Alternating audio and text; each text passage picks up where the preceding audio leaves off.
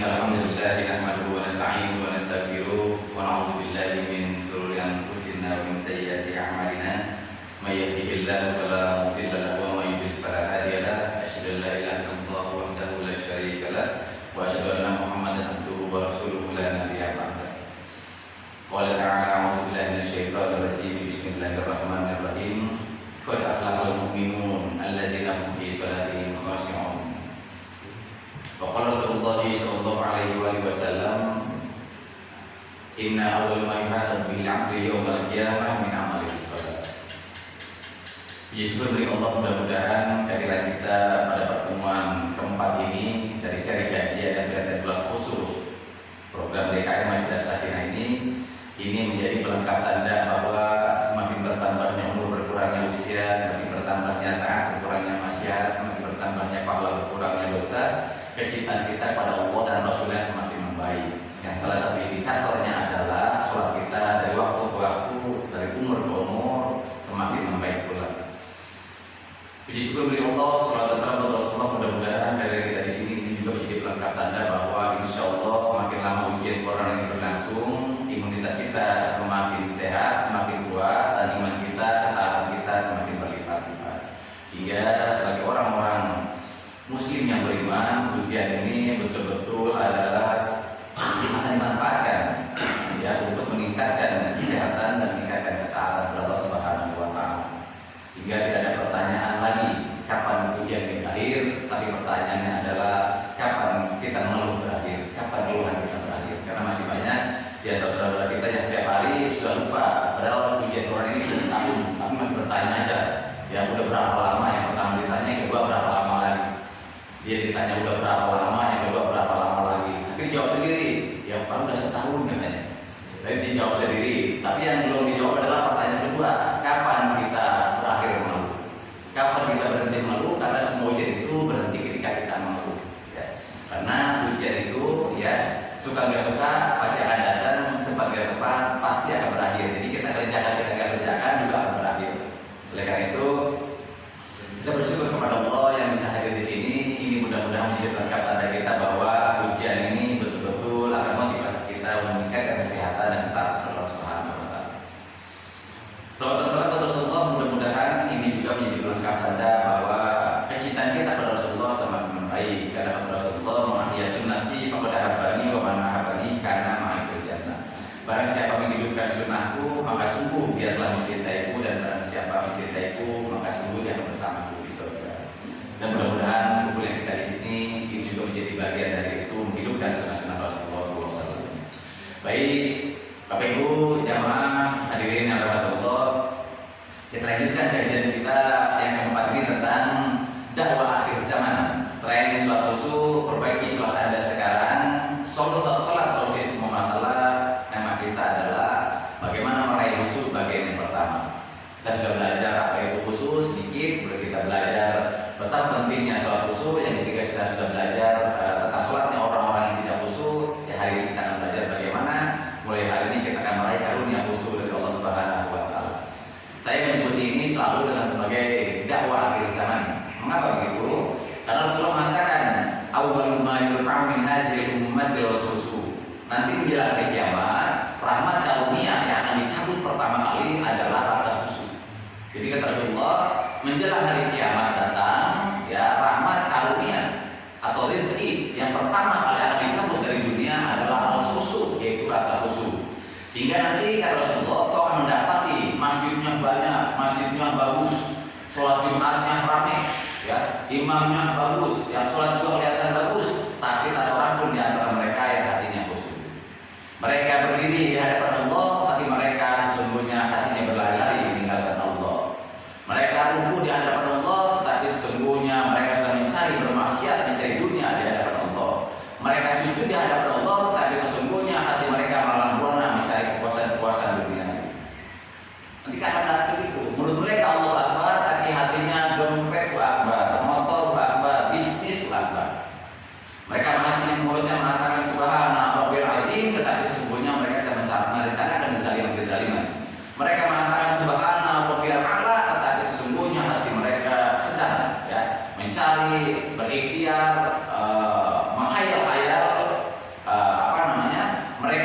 terwujud, tapi hati mereka sesungguhnya sedang menghayalkan syahwat-syahwat dunia yang belum terwujud. Apa itu harta, apa itu ilmu dan sebagainya. Jadi Rasulullah mengatakan bahwa sesungguhnya rahmat karunia yang dicabut menjelang hari kiamat adalah rasa khusyuk. Ya. Sedangkan Rasulullah juga mengatakan inna awwal ma yuhasabu bihil 'abdu yaumal qiyamah min amalihi shalah. Sedangkan amal pertama yang akan dihisab adalah sholat. Jadi amal yang pertama di akhirat akan dites, akan dicek oleh Allah adalah sholat. Sedangkan ya karunia rizki rahmat yang pertama dicabut adalah khusyuk. Jadi itu nanti terjadi menjelang kiamat. Oleh karena itu saya kira kita berterima kasih pada DKM ya bahwa tetap mengadakan kajian seperti ini, terutama kajian sholat khusyuk karena ini termasuk memang kajian akhir zaman, itu kajian tentang sholat khusyuk. Kemudian yang kedua, bagi yang baru hadir saya ingatkan kembali bahwa khusyuk sholat itu ada dua macam seperti saya katakan minggu lalu. Jadi sholat itu ada dua macam, sholat benar dan sholat salah. Jadi sholat cuma ada dua macam di dunia, sholat benar dan sholat salah. Yang enggak sholat itu berarti bukan Islam. Karena saya katakan berkali-kali di sini bahwa ya orang yang wudu tidak nyuci muka maka wudunya tidak sah. Mengapa? Karena nyuci muka adalah satu dari 6 rukun wudu. Kalau wudunya nggak sah maka dia nggak dosa, tetapi mengulang. Kalau ada orang sholat nggak takbiratul ihram maka sholatnya nggak sah. Mengapa? Karena takbiratul ihram satu dari 13 rukun sholat. Kalau sholatnya nggak sah maka dia nggak dosa, tapi sholatnya mengulang. Jadi kalau ada orang meninggalkan sholat berarti dia meninggalkan satu dari 5 rukun Islam. Bukan dosa, tetapi Islamnya nggak sah. Karena apa? Meninggalkan satu dari 5 rukun Islam. Jadi kalau orang nggak sholat jadi ngomongin sudah selesai, karena memang mereka memang bukan Islam. Tetapi kalau orang Islam itu sholat, maka sholat dibagi dua, sholat benar, sholat salah. Sholat benar namanya khusyuk, sholat salah namanya sahun, yaitu lalai. Fawailul musallin alladzina hum fi sholatihim khashi'un. Jadi sholatihim sahun. Jadi orang-orang yang salah lalai adalah orang-orang yang sholatnya lalai sahun. Jadi sholat cuma dua, sholat benar dan sholat salah. Sholat salah itu sholatnya orang-orang munafik, dia sholat tetapi hatinya lalai. Tadi saya katakan mulutnya Allah Akbar tapi hatinya dompet Akbar. Ya. Kemudian badannya ruku tetapi hatinya ya memikirkan bisnis-bisnis yang belum laku-laku. Ya, mulutnya badannya bersujud tetapi hatinya menghayal impian-impian yang belum terwujud. Itu disebut dengan sholat salah. Tapi sholat sebagai muslim biasa apa kewajibannya sudah gugur, tetapi dia tidak mendapatkan apa-apa. Orang itu makin jauh dari Allah karena kata Allah qad aflahal mu'minun allazina hum fi sholatihim khashi'un. Sedangkan orang yang beruntung adalah yang Islam. Islam yang beruntung adalah yang mukmin. Mukmin yang untung adalah yang sholat. Orang yang sholatnya untung, yang sholatnya khusyuk mukmin. Jadi jelas sekali di sini dikatakan bahwa sungguh beruntung orang-orang beriman yaitu yang khusyuk di dalam sholatnya. Karena kalau orang beriman pasti sholat, tapi nanti ada yang sholat beriman yang untung dan enggak. Itu siapa? Yang rugi yang tadi sholat tetapi tidak khusyuk, sedangkan yang untung adalah sholatnya khusyuk. Itu kata Allah dalam surat Al-Mu'min. Khusyuk apa itu khusyuk? Saya singkat sedikit saja, saya ulangi lagi supaya kita ngerti supaya nyambung. Khusyuk ya adalah sukunul jawari ma'a khuluril qalbi. Kata para ulama, terjemahannya banyak sekali.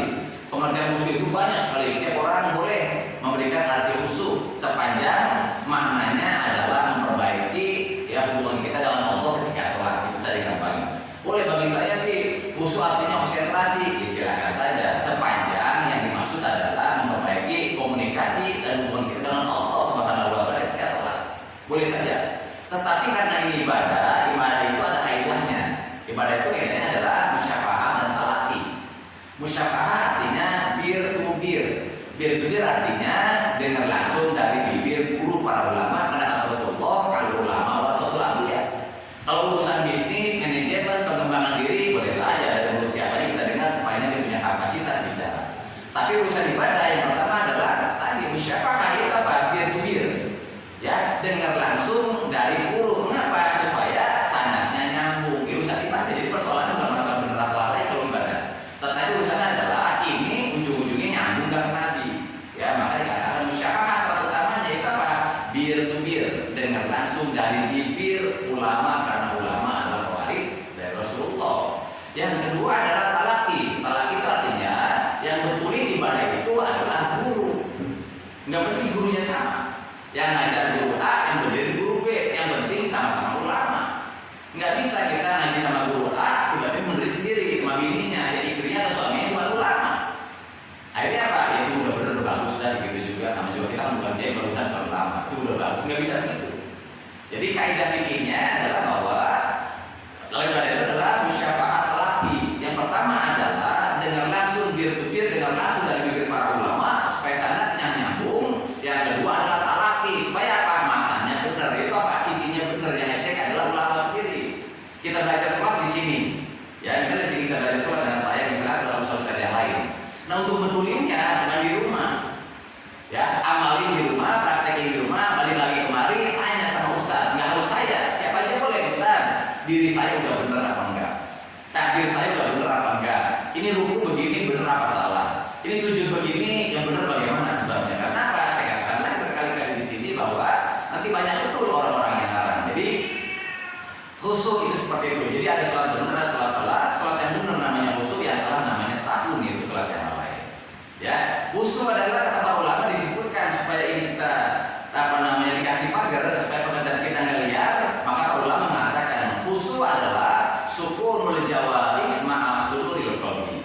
Khusyuk adalah tentramnya anggota badan, tentramnya badan kita bersamaan dengan hadirnya hati.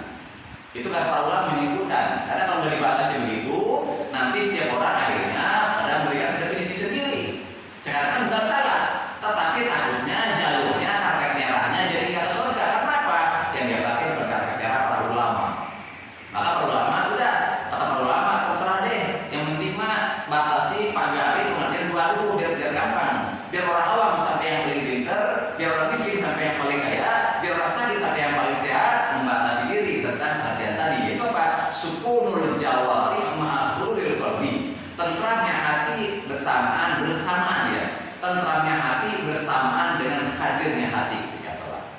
Apa yang dimaksud dengan tentram? Ulama pun membatasi lagi, menggadang-gadang pengertian ini. Kata para ulama, yang kami maksud dengan tentramnya badan raga adalah sepanjang kita sholat kita hanya mengerjakan seperti yang dikerjakan Nabi saja. Jangan keluar dari situ, jangan kurang dari itu. Jangan lebih dari itu, jangan kurang dari itu. Itu gampang begitu kata ulama. Jadi kalau kita pusing nih, ini maka nggak pakai ilmu, nggak harus S3 kuliah, nggak harus ngaji pesantren 20 tahun, kata para ulama. Jadi yang kami maksud dengan sukunul jawari, tenangnya badan, tentramnya raga ini adalah sepanjang kita sholat dari takbir sampai salam, hanya mengerjakan seperti yang dikerjakan Rasulullah saja. Itu namanya khusyuk. Bersamaan dengan hadirnya hati, nurul hati. Apa yang dimaksud? Nah supaya kita juga nggak lihat mereka definisi, karena setiap orang silakan saja. Maka para ulama pun menggadang-gadang membatasi kata ini kata ulama. Yang kami maksud dengan hadirnya hati nurul qalbi adalah sepanjang kita sholat, hati kita hanya ada dalam kesadaran bahwa kita sedang ngobrol, sedang komunikasi, sedang berdiskusi, sedang berdoa kepada Allah Subhanahu Wa Taala. Sehingga tidak ada nama yang lain disebut dalam hati, tidak ada zat yang lain disebut dalam hati, hanya Allah. Sehingga apapun kata para ulama yang kita ingat, kita pikirkan, terbesit, terlintas di hati kita saat sholat selain dari Allah, maka salah. Itu gampangnya begitu. Jadi para ulama menggadang-gadang ini, bukan menambah-nambah ilmu, tidak, bukan menambah ajaran baru. Para ulama itu selalu menggadang-gadang banyak ajaran, banyak sifat, banyak amalan dalam Islam ini yang diperintah oleh Allah dan Rasulnya. Dia gadang-gadang supaya apa? Karena para ulama tahu suatu saat nanti ada satu kampung, satu komplek gak ada ulamanya. Satu komplek, satu kampung tidak ada orang solehnya. Kepada siapa mereka belajar? Sementara corona keluar takut, mengaji ditutup, masjid juga gak dibuka. Kepada siapa mereka belajar?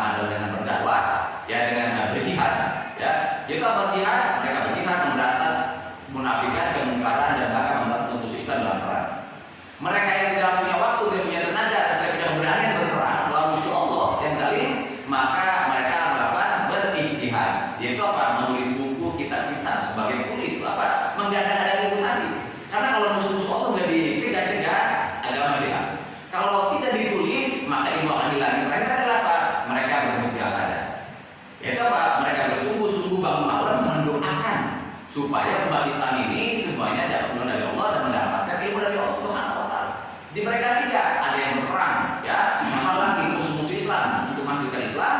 Kemudian yang kedua adalah mereka beristihad, membuat buku-buku kitab-kitab supaya apa? Menggadang-gadang jangan sampai ilmu Islam hilang. Dan yang ketiga adalah mereka bermujahadah, bangun di malam hari pada saat orang Islam yang awal itu tidur, lelah karena mencari dunia, mereka berdoa, mereka bermunajat kepada Allah, mendoakan supaya Islam ini nggak hilang dari dunia. Ya, terutama Indonesia, karena kemarin ramai ya ketika ada beberapa ulama yang wafat, orang Indonesia gigir membuat postingan katanya ini tanda-tanda kiamat. Betul itu, betul. Bahwa bagi suatu bangsa, ya, bagi suatu bangsa yang tidak peduli bangsa dan pemerintah dan rakyat yang tidak tazim lagi pada ulama, tidak peduli sama ulama, kematian ulama adalah kiamat besar bagi bangsa itu. Tapi bangsa-bangsa yang lain, yang presidennya, yang menterinya, yang pemerintah dan rakyatnya sangat tazim, sangat mengagumi, sangat menghormati para ulama seperti di Turki, mereka terbalik. Mereka malah kelebihan ulama sekarang. Ya, kita ini setengah mati dari tahfiz, dari habis-habis. Di Turki kebanjiran, karena apa? Setiap tahun dari Sulaimannya dari lembaga yang lain gratis kuliah di sana. Jadi mereka penduduknya hanya sedikit, tetapi habisnya lebih banyak dari penduduknya. Karena apa? Seluruh dunia datang ke sana jadi habis. Orang Indonesia malah keluar. Jadi orang Indonesia keluar Pak. Jadi yang habisnya malah keluar, ulamanya ditarik. Karena apa? Itu tanda kiamat bagi bangsa yang tidak menghormati para ulama. Tapi bangsa-bangsa yang menghormati para ulama ini surga terbalik. Jadi tidak ada satu ada tanda-tanda kiamat, di satu lain ada tanda-tanda kebangkitan umat. Jadi yang disamakan tidak apa begitu. Di Turki dan beberapa negara yang lain yang sangat mengagumi para ulama, mereka sedang menikmati detik-detik kebangkitan umat di sana. Luar biasa, coba bayangkan aja seperti Turki tadi saya katakan. Orang belajar tahmid pindah ke sono. Ya, dari mulai apa? SMP. Ya, anak-anak saya tamat SD pindah SMP di sono jadi habis karena sekarang 30 juz. Setelah jadi SMA, kemudian ambil tafsir. Setelah itu kuliah lagi dibiayai lagi, bisa dibayangkan. Dan mereka sebaliknya nggak pulang juga, kenapa? Mengambil itu bayangkan coba. Jadi Allah kirim rahmat. Jadi di saat satu negara yang lain kehilangan ulama, kehabisan tafsir, bahkan negara lain adalah sedang menanggok atau menampung. Jadi jamaah yang dirahmati Allah, ini saya katakan sekali lagi bahwa oleh karena itu betapa penting kita mengkaji ilmu ini. Baik. Jadi khusu sukunul jawari ma'afurul qalbi. Khusu adalah tenangnya badan bersamaan dengan hadirnya hati. Tenangnya badan adalah hanya mengerjakan yang diperintahkan Allah dan Rasulullah dicontohkan, dan tenangnya hati hanya terbesit di hati kita kesadaran bahwa kita sedang menghadap Allah Subhanahu wa taala. Jadi khusu kurang lebih seperti itu. Kalau secara bahasa tentu salah satunya arti khusu adalah takut kepada Allah. Sahabat bertanya, contohnya kayak apa ya orang khusu ya Rasulullah? Tiba-tiba datang seorang sahabat, jenggotnya panjang, orang yang kelihatan sangat alim, mukanya sangat teduh, kemudian mereka sholat sunnah. Nah, mereka lihat orang itu sholat sunnah dalam keadaan menangis luar biasa. Nah, orang menduga, ini rupanya yang kita tunggu-tunggu ya. Ada orang sholat, hatinya tenang, badannya tenang, nangis luar biasa. Orang lain dia, rupanya ini ya, kita nanya langsung dicontohin. Nah, tiba-tiba orang itu menyeka-nyeka jenggotnya dengan tangan begini. Karena menangis luar biasa, akhirnya jenggotnya itu kena air mata. Kemudian orang itu mengusap begini jenggotnya, begini nih, dibetulin. Mengusap jenggot, merapikan jenggot di luar sholat hukumnya sunnah, pahalanya besar. Karena melihara jenggot itu sunnah, jadi merapikannya sunnah. Nah, jenggotnya kena air mata, dia giniin, ya dia giniin pada sholat, ya. Ketika sholat, apa kata Rasulullah? Lau khasya'a qalbu hadza la khasya'a jawari. Kalau orang itu hatinya khusyuk, kalau orang itu hatinya takut pada Allah, nggak mungkin dia berani mengerjakan sesuatu yang tidak pernah aku contohkan ketika sholat. Itu apa? Mengusap jenggot. Jadi kita bisa bayangkan ya, mengerjakan yang sunnah saja, kalau bukan bagian dari gerakan sholat, kata Rasulullah, lau khasya'a qalbu hadza la khasya'a jawari. Kalau orang yang sedang sholat itu hatinya takut pada Allah, nggak mungkin dia berani mengerjakan sesuatu yang nggak pernah aku contohkan sepanjang hidupku, yaitu apa? Menyapu jenggot pada saat sholat. Itu mengerjakan yang sunnah ya Bapak Ibu. Bayangkan kalau orang mengerjakan yang haram. Apa contohnya? Kalau bapak-bapak paling sering adalah ngangkat celana sama air waktu sujud. Ada kan bertahun-tahun itu, ya dia pikir biasa. Kita nggak bicara fikihnya. Kalau fikih udah selesai Pak. Melakukan gerakan sepanjang hidup 3 kali, insya Allah sholatnya nggak batal. Itu selesai urusan fikihnya. Dengan KKN, bikinnya sepakat kita ya. Kalau ngangkat kain cuma sekali, insya Allah nggak bakal. Ini persoalannya adalah bahwa ngangkat kain atau celana pada saat sujud itu bukan sunnah dan bahkan mubah pun ada, karena itu dicontohkan. Tapi orang menganggap biasa, makanya itulah Rasulullah itu mencontohkan banget.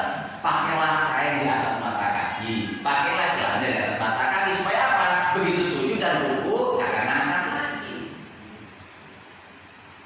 Ya, luar biasa sudah seperti itu. Itulah sebabnya para ulama menggadang-gadang di Indonesia.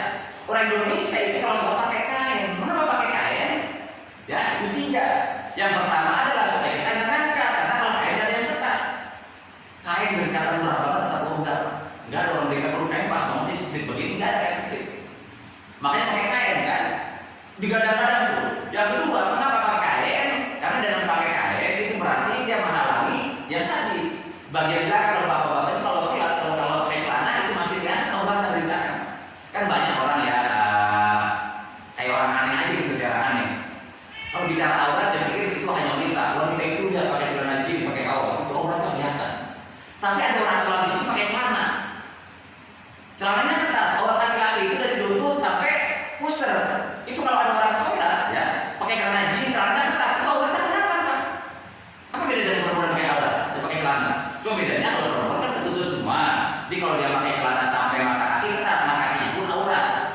Tapi anak laki, kalau ada orang sholat anak laki pakai kaos nutupin besar, kaosnya ketat, berarti dia auratnya kelihatan. Karena aurat itu bukan beri telanjang, tetapi memperlihatkan lekuk tubuh. Dia pakai celana jeans, coba lihat. Enggak sujud saja itu kelihatan pakainya kanan kaki. Apalagi dia sujud, belakangnya kelihatan sekali. Apalagi sampai pusarnya dibuka di belakangnya. Kenapa kaos pendek? Kan jadi aneh, ya. Tapi orang nggak merasa kalau itu dia kelihatan auratnya. Makanya para ulama itu sholat pakai kain, baju koko kalau untuk baju Cina, ya. Kemudian pakai kain kenapa? Itu praktis, menutup yang belakang. Makanya semua kain di Indonesia itu ada dua warna pasti, nggak ada yang polos. Kalau kain putih belakangnya ada hitamnya, patokannya ada hitam berwarna dengan garis jahitan, jahitan di depan, hitam di belakang. Maka nggak ada kain putih polos. Tapi kalau pakai itu kotak-kotak, tetap saja belakangnya ada yang gelap tuh barisannya. Mengapa gelap? Supaya nggak ada celana dalamnya. Kalau orang zaman dulu kalau sholat itu Pak buka celana. Mengapa buka celana? Karena dia takutnya. Karena apa takut? Betul celana dalam itu kena pipis, itu kena najis. Nah, orang sekarang juga kita bisa bayangkan kalau anjingnya diri pakai celana jeans pendek, jadi aneh. Nah, orang zaman dulu itu jangan bisa agak menggadang-gadang tadi. Ya, kain itu tidak ada filosofi luar biasa. Dari mulai dari ikatnya sampai pada kenapa warna hitam di belakang, sampai kenapa harus di mata kaki ya luar biasa. Jadi Rasulullah mengatakan, "Lau khasya'a qalbu hadza la khasya'a jawarihu."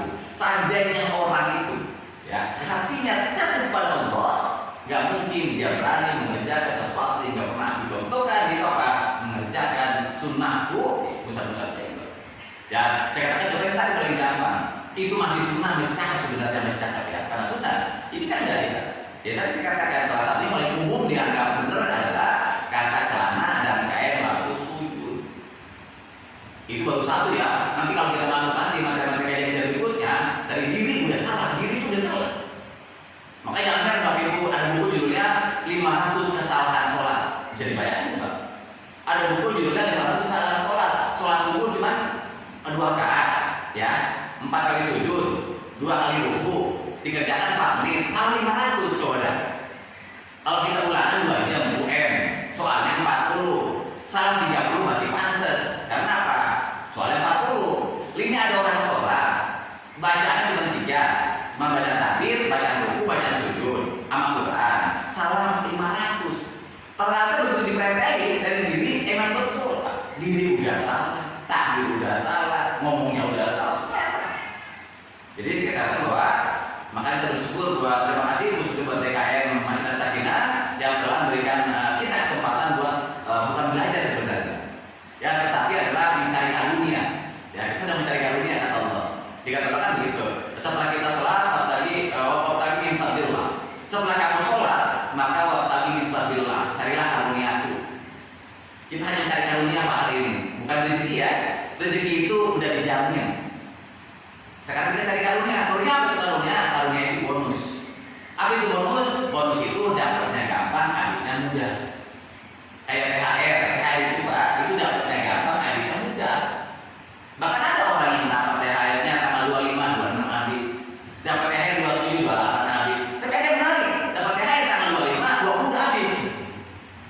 karena dia yakin dapat THR dia ngutang dulu. Jadi dapatnya 25 atau udah habis ada.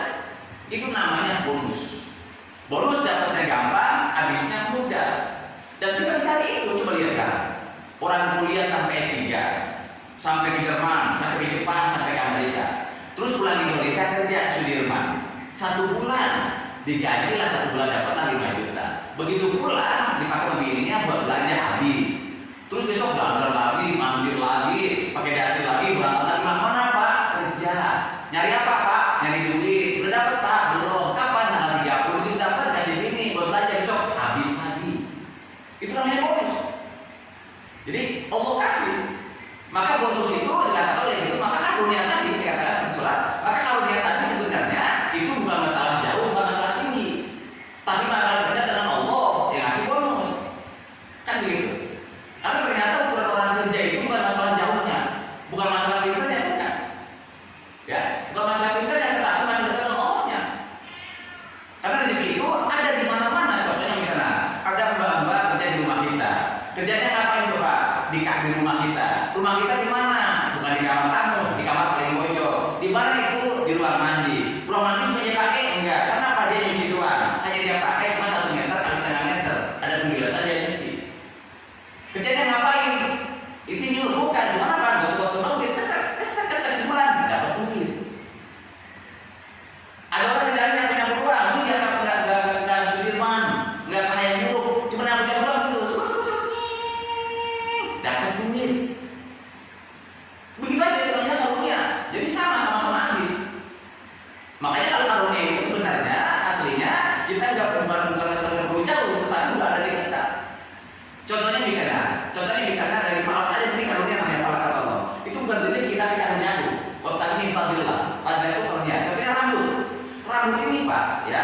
Gara-gara rambut aja berapa orang yang kaya? Rudi Hadiswarno, yaitu kaya gara-gara rambut.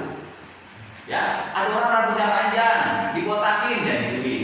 Yang botak dipanjangin lagi dikasih obat jadi duit. Yang udah panjang pengen dikepang, jualan karet jadi pita jadi duit.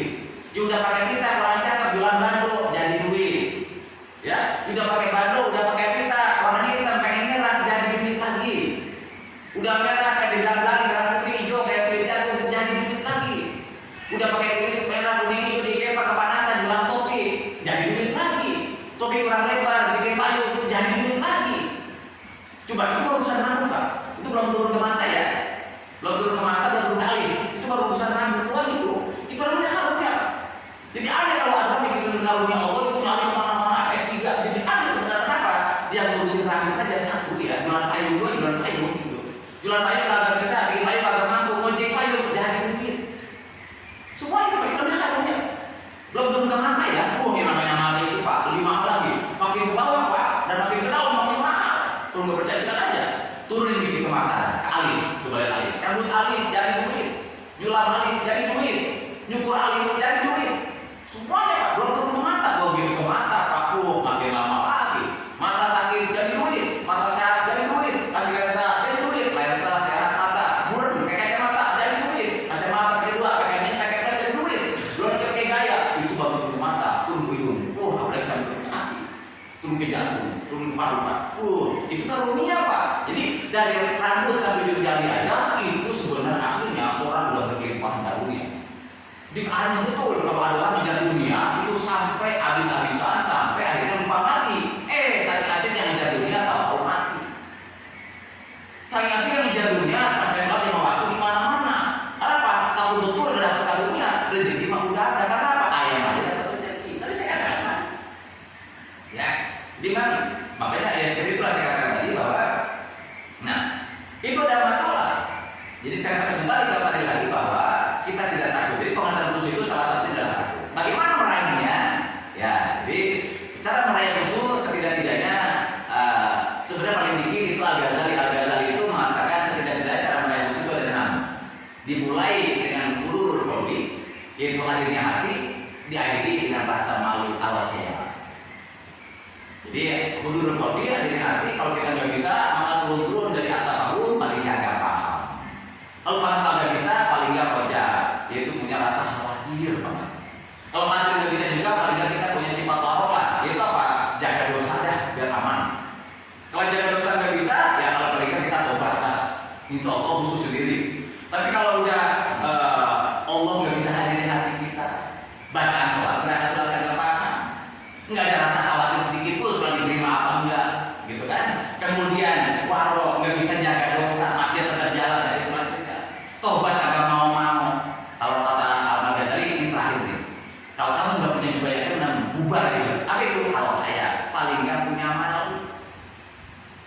Lagi rapat, kemudian rapat mulutnya dari Allah, pakai kopi dari Allah, di gedung gedungnya dari Allah, pakai mata dan fokus dari Allah. Ya kata Allah, sholat 2 menit, 4 menit dari sholat zuhur. Nah, kalau masih nggak mau juga, ya karena yang pertama Allah nggak hadir, nggak paham, nggak punya rasa takut, nggak punya rasa khawatir, nggak dosa masih banyak. Kata Pak Imam Ghazali, paling kagak malu. Masa rapat pakai 3 jam ngomongin dunia dari Allah, pakai mulut dari Allah. Masa diminta sama Allah cuma 4 menit sholat zuhur pakai agak mau, paling kagak malu dah. Itu udah bisa. Kalau itu nggak punya, ya selesai dah. Kesimpulannya apa? Ya baiklah kalau begini karena memang ini rapat penting sekali. Kalau kita istirahat, ya mungkin ya kita rapat sampai jam 5. Tapi kalau kita terusin, insya Allah sebelum asar 2:30 bisa selesai. Kesimpulannya begitu, oke gimana? Ya itu yang bagus kan? Itu dibilang itu yang bagus. Jadi kan aneh darinya kan? Hari itu malu itu nggak bagus. Jadi itu apa? Paling banyak. Nah saya kesimpulan, saya sedikit saja. Jadi bagi saya 4 saja insya Allah cukup. Karena kata Allah, Allah mengatakan bahwa Nabi katakan wasta'inu bis-sabri was-shalah wa innaha lakabiratun illa 'alal khashi'in. Sebesar apapun masalahmu, serumit apapun persoalan hidupmu, seberat apapun masalah yang sedang rapatkan, diskusikan hari ini, kata Allah, wasta'inu bis-sabri was-shalah. Maka datanglah kepadaku, memohonlah kepadaku dengan 2 cara. Yang pertama dengan cara bersabar, yaitu menikmati ujian. Yang kedua dengan cara dekatkan diri kepadaku, adukan masalahmu kepadaku, karena aku yang bikin masalah, pasti aku juga yang punya kuncinya. Kan begitu. Kalau ujian, kalau kita pakai salah satu pengen dekat dapat nilai bagus, ya sekolah adalah apa? Akrab sama gurunya. Kenapa? Yang bikin soal guru, pasti yang punya kunci juga guru. Nah sama kita Allah. Sebesar apapun masalahmu zaman COVID ini, maka datanglah kepadaku, mohonlah kepadaku dengan 2 cara. Yang pertama dengan cara bersabar, ya. Sabar di sini maksudnya adalah terima dulu ujiannya, jangan ditolak. Yang belum apa-apa boleh maki-maki. Ya ini soal banyak banget lagi 50 soal, udah gitu soal aneh lagi soalnya. Pilihan ganda cuma 10, dan ngisi titik-titik 10, 20, saja ke 30. Ujian apa ini? Habis waktunya gua maki-maki ujian. Ini corona udah kagak kelihatan, kecil ini azab apa ya? Ini mulainya kagak ketahuan, habisnya kagak jalan. Ini maksudnya apa ini? Habis waktu ujian. Maka Allah, wasta'inu bis-sabri. Yang pertama adalah bersabar, terima dulu ujiannya. Ya, kemudian apa yang kedua kata Allah? Yang kedua adalah dekatkan pada melalui sholat. Tapi kan kata Allah, wa innaha lakabiratun illa 'alal khashi'in. Tetapi ingat kata Allah, sabar itu, menerima ujian itu sangat berat. Dan sholat yang benar, yang khusyuk lebih berat daripada sabar. Itu gampang. Jadi sabar itu sangat berat, menerima ujian itu berat. Tetapi sholat, mendekatkan diri kepadaku, itu lebih berat daripada sabar. Kayak orang ujian sama, ngerjakan ujian itu berat, tetapi lebih berat akrab sama guru. Lebih berat itu. Maka ada orang ujian berat, guru musuhan, sama, hidup juga sama. Sudah tahu hidup ini ujiannya berat, sama Allah musuhan. Jadi aneh. Maka Allah, wasta'inu bis-sabri was-shalah wa innaha lakabiratun illa 'alal khashi'in. Maka hadapilah, atasilah semua ujian dari itu dengan cara sabar, yaitu terima dulu. Jangan dimaki-maki, jangan dicaci, terima. Setelah itu maka sholat. Tetapi sabar itu sangat berat, dan sholat lebih berat daripada sabar. Illa 'alal khashi'in, kecuali orang-orang yang sholatnya khusyuk. Apa itu khusyuk? Langsung jawab sama Allah. Siapa yang khusyuk ya Allah? Alladzina yazunnuna annahum mulaqu rabbihim wa annahum ilaihi raji'un.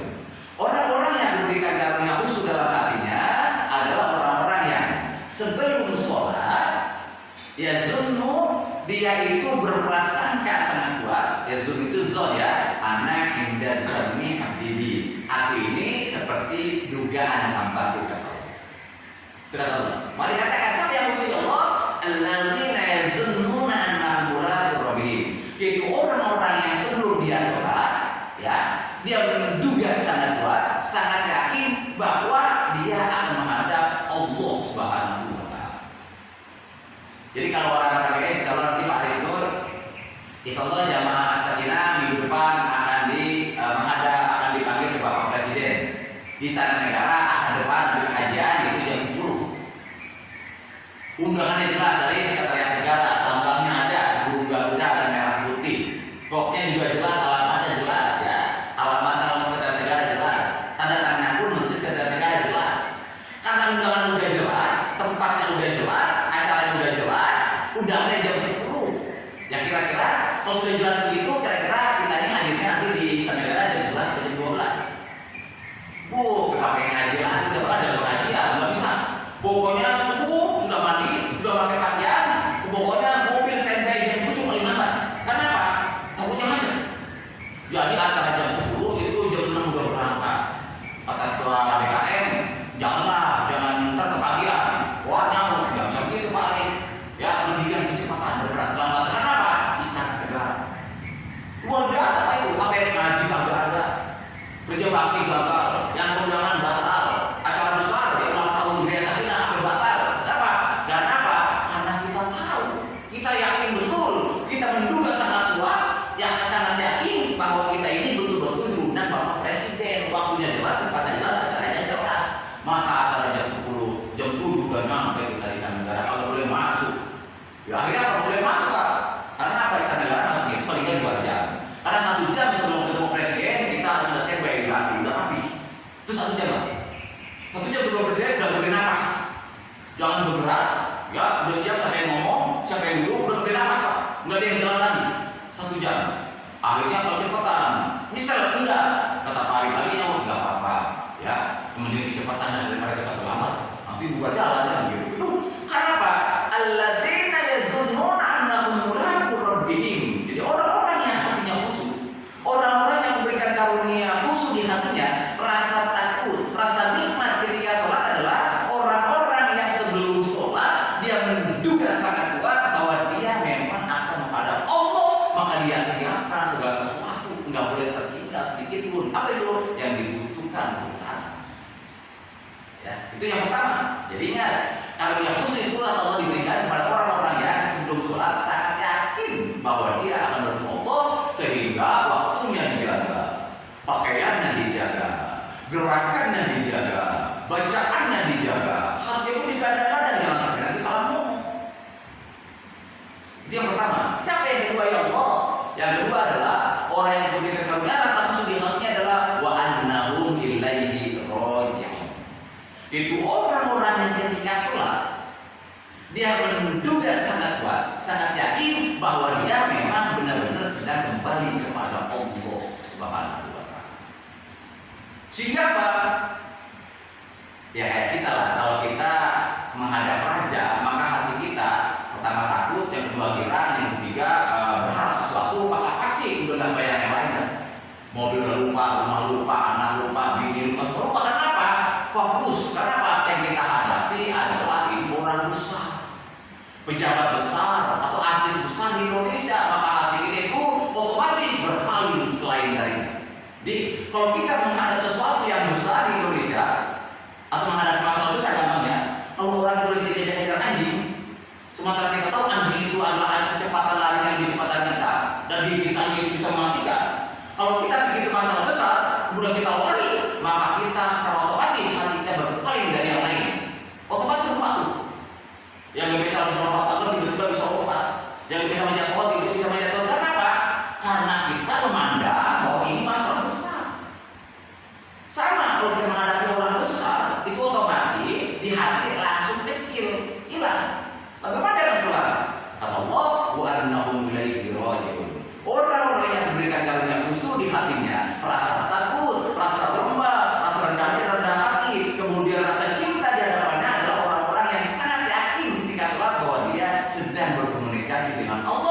maka dia jaga betul hatinya jangan sampai berpaling. Karena apa? Karena manusia itu di dunia hanya mampu merasa dekat dengan Allah, nggak bisa ketemu. Jadi manusia itu hanya sampai merasa sangat dekat kepada Allah, Rasulullah, maka sedekat-dekat manusia kepada Allah adalah ketika dia sholat. Jadi dari ayat ini ya kita bisa lihat. Jadi setidak-tidaknya khusyuk itu bisa diraih dengan dua cara sebenarnya. Ya, dua cara. Yang pertama adalah diraih sebelum sholat, dan dua cara diraih ketika pada saat sholat. Itu paling ideal. Jadi itu yang hari ini ya sudah untuk 7 menit, ya 5 menit. Satu saja hari ini. Apa persiapan kita sebelum sholat? Ada dua, pakaian dan wudhu. Wudhu nanti kita akan bahas untuk berikutnya, karena ini penting sekali. Ya, dia orang kan kemana-mana Pak. Itu kalau menghadap sesuatu yang penting yang dikerjakan minimal dua. Yang pertama adalah milih pakaian, kedua mandi. Itu otomatis itu Pak. Pokoknya orang kalau menghadap siapa aja yang nggak penting yang dikerjakan itu cuma dua. Yang pertama adalah pakaian apa? Yang kedua adalah mandi. Kalau mobil udah ada yang nyiapin. Tapi kalau pakaian mau mandi nggak mungkin dipakai yang kedua tua bangkat, yang kedua dimandi yang kedua tua bangkat. Maka selalu begitu. Maka saya batasi dua di sini. Yang pertama adalah pakaian. Ya, jadi yang pertama adalah pakaian. Oke, ini jangan dianggap remeh. Ya pakaian itu. Anak kecil kita itu umur 3 tahun kayak anak saya Sultan. Ya Sultan Muhammad itu anak saya 3 tahun. Itu kalau dipakai celana dalam disuruh keluar malu.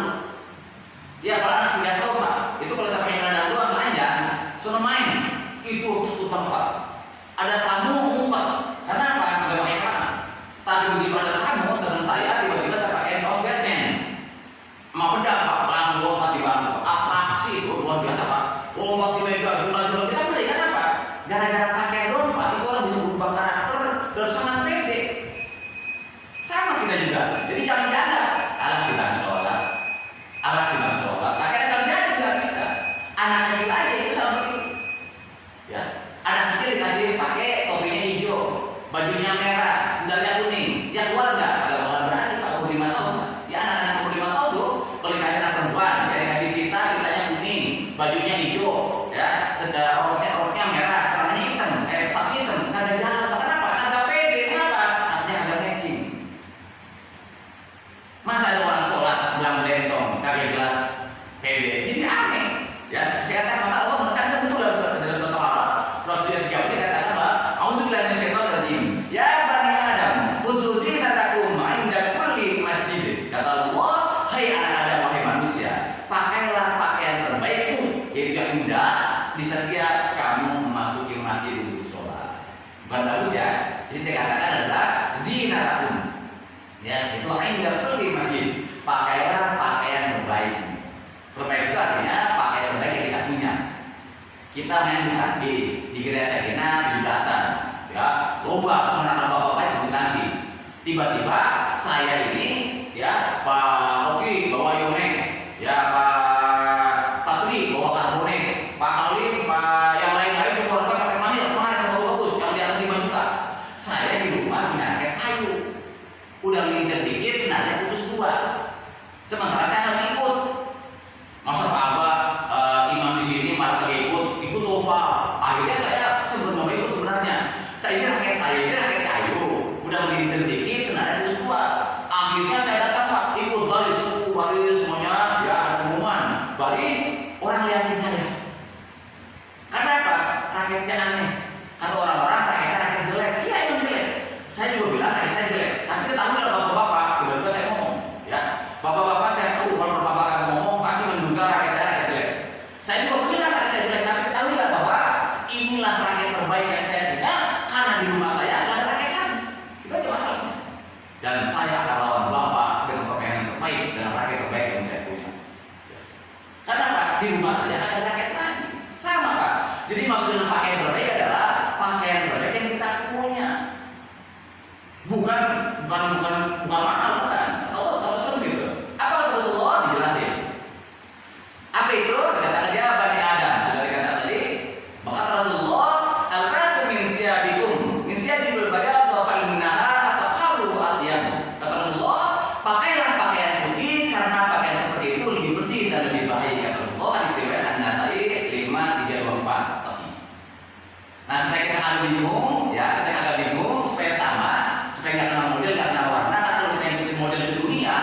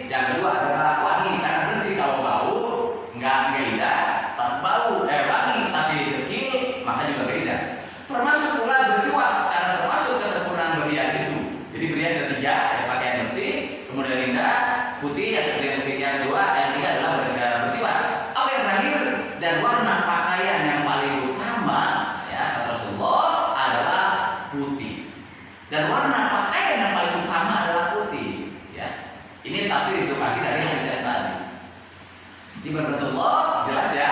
Jadi saya kira langkah pertama ini harus dilatih. Dan ini saya kira nggak susah ya. Ya kan kalau pakai batik kita mikir lagi nanti nanya lagi batiknya di batik keris sama batik penjobongan. Kita di batik kerisnya tambahnya makanan pendek. Jadi ini berurusan panjang ya. Tapi kalau putih itu udah putih aja, mau panjang mau pendek sama untuk aurat maka namanya putih itu gampang. Jadi itu sedang pakaian terbaik dalam pakaian takwa. Jadi seperti saya katakan di awal bahwa fikih itu adalah ada dalil, musuh adalah ada batin. Jadi ada dalilnya tiga, pakaiannya usahakan pakaiannya ya. Kalau kita bingung pakai pakaian putih. Kemudian yang kedua adalah wangi ya. Yang ketiga adalah tentu saja adalah bersih ya. Maka di DKM sudah disiapkan di situ. Sudah disiapkan parfum ya untuk memastikan bahwa paling kagak kalau putih enggak kurang bersih ya, maka paling kagak wangi satu, jangan sampai tiga jangan ada. Udah agak putih bentar bau sempurna penderitaan. Ya, kalau itu bisa juga habis perkara. Berarti lebih malu. Ya, saya kira itu yang paling pokok. Maka pelatihannya adalah tiga. Ya, pelatihannya minggu ini atau sebelum nanti sampai kita bertemu lagi, yaitu apa? Latihan pertama the law of repetition. Ulangi berkali-kali karena kita akan menikmati sensasi keajaiban hukum pengulangan. New thing, new feel, and new habit. Karena kalau kita ulangi berkali-kali sampai 21 hari minimal, maka terjadi perubahan, pemikiran baru, perasaan baru dan pemikiran baru. Itu apa? Pakailah pakaian zahir terbaik. 1. Menutup aurat. 2. Berwarna putih. 3. Memakai wanginya. Latih selama 21 hari. Setelah itu otak kita akan berubahnya menjadi seperti DNA, menjadi bagian dari kita. Jika nanti berubah itu jadi apa? Ya pakai sisir lagi. Ini pakai udah kuning 12 tahun. Ini udah pakai udah biru 7 tahun. Geserin. Pokoknya spesial 2 sholat ada 6 pakaian putih semua, ada peci putih dan sebagainya. Bisa ya Pak? Karena kalau nggak begitu Pak apa tua, terakhir apa? Udah begitu mati disolati baru pakai kain putih. Kan kasihan. Pakai putih begitu banyak di dunia mati pas mati doang. Jadi saya di Allah, saya nggak menyalahkan pakai pakaian lain ya. Jadi kita minggu dulu nggak sih nggak salahin. Cuman karena ibadah kita pengen ya ibadah dapatnya yang terbaik, maka kata Allah ya sebaiknya kita menggunakan yang terbaik. Jadi bukan makanan. Saya kira itu yang dapat saya sampaikan. Mudah-mudahan kita bisa mengerti, kita memahami dan bertekad kuat untuk mengamalkannya dalam hidup sehari-hari. Ya, karena pelatihannya sangat ringan sekali insyaallah. Dan mari sama-sama kita lanjutkan dakwah ini, kita lanjutkan tugas kenabian yang belum selesai ini, karena masih banyak orang yang belum tahu ikhwal perkara ini. Itu apa? Ikhwal perkara begitu besarnya pengaruh pakaian terhadap hati. Nanti terbalik, kalau hati sudah khusyuk, maka pakaian yang diatur oleh hati kita. Wallahu a'lam bishawab, makna batin ya, mudah-mudahan kita semuanya orang yang berkahi. Allah ampuni semua dosanya. Akhir kalam, wassalamualaikum warahmatullahi wabarakatuh.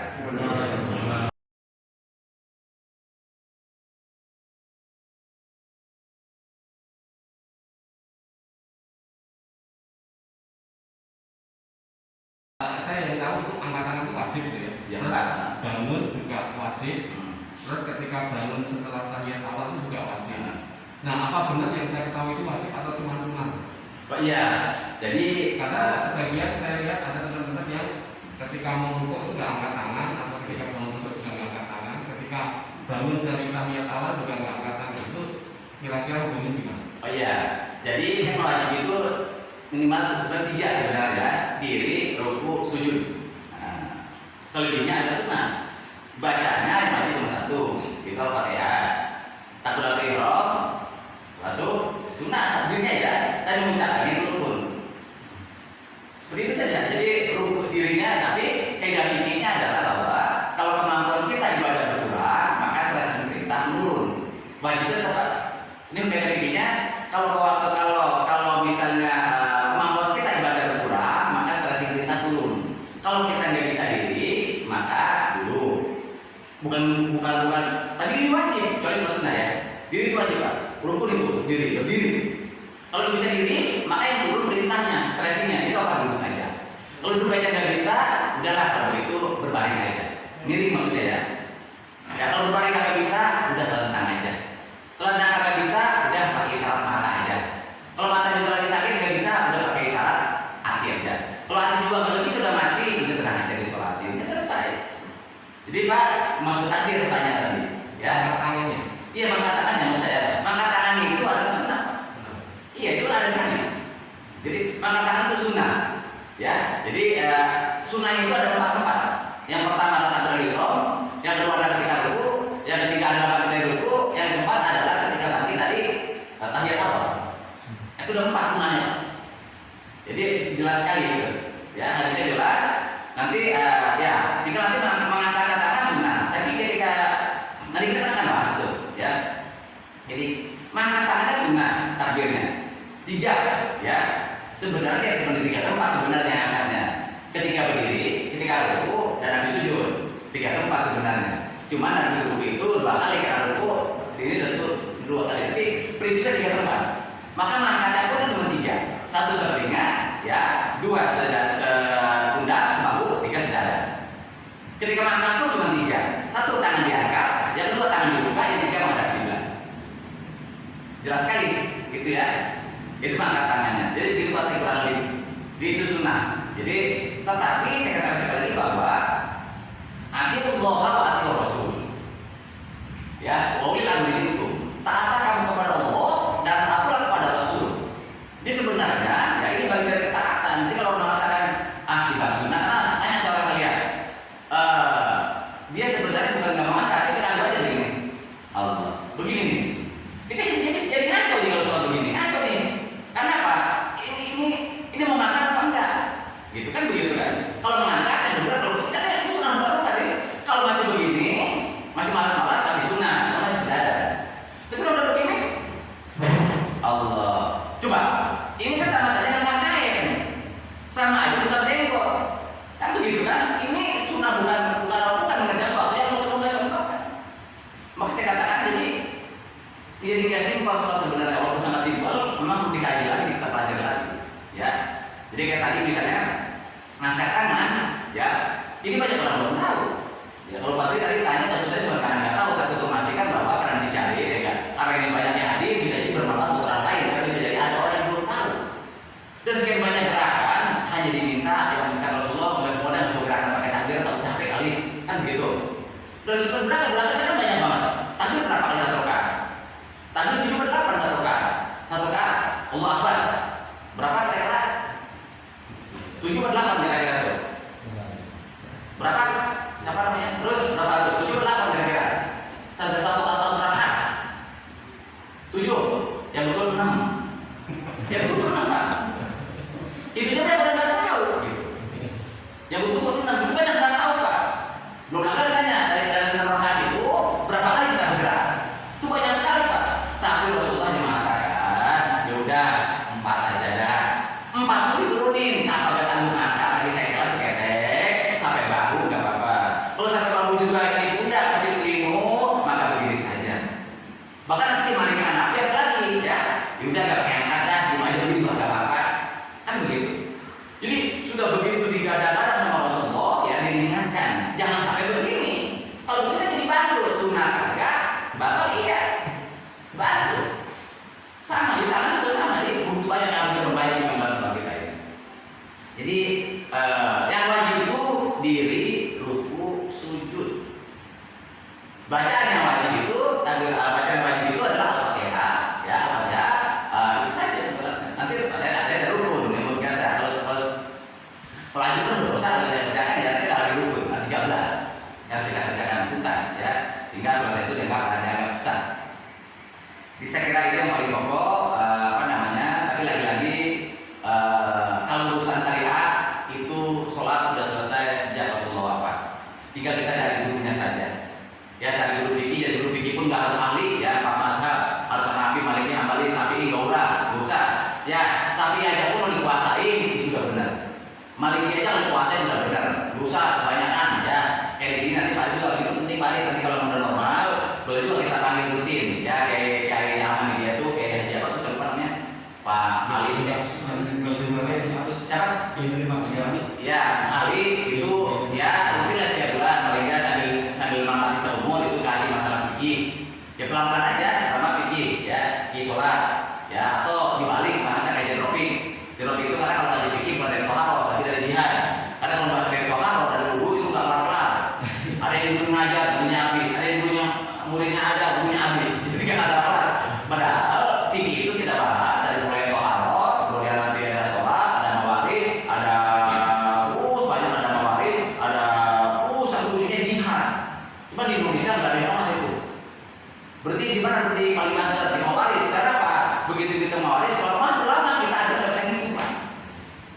Tapi kalau bentuk duit tahu. Kalau bentuk duit tahu. Ya karena orang Jawa di Indonesia kan begitu. Kalau dari Indonesia itu bedanya, zaman Nabi bedanya adalah kalau Indonesia di Jawa itu adalah kalau orang ditanya begininya dapat berapa. Kalau zaman Nabi enggak, begitu pula kalau begini ditanya tadi habis berapa. Itu aja. Jadi ya, sahabat itu kalau orang Jawa ditanya tadi habis berapa? Habis berapa? Wah nggak habis nih, bawa sekian dinar, habis sekian. Kalau sekarang nggak dapat berapa? Wah mesti dapat sekian dari sekian ya. Begitu. Jadi balik lagi yang udah pulang balik Indonesia, makanya kadang kalau dibalik-balik kayak gini, ya. Karena dia ini adalah ceramahnya ditanya dapat berapa bukan habis berapa. Jadi itu contoh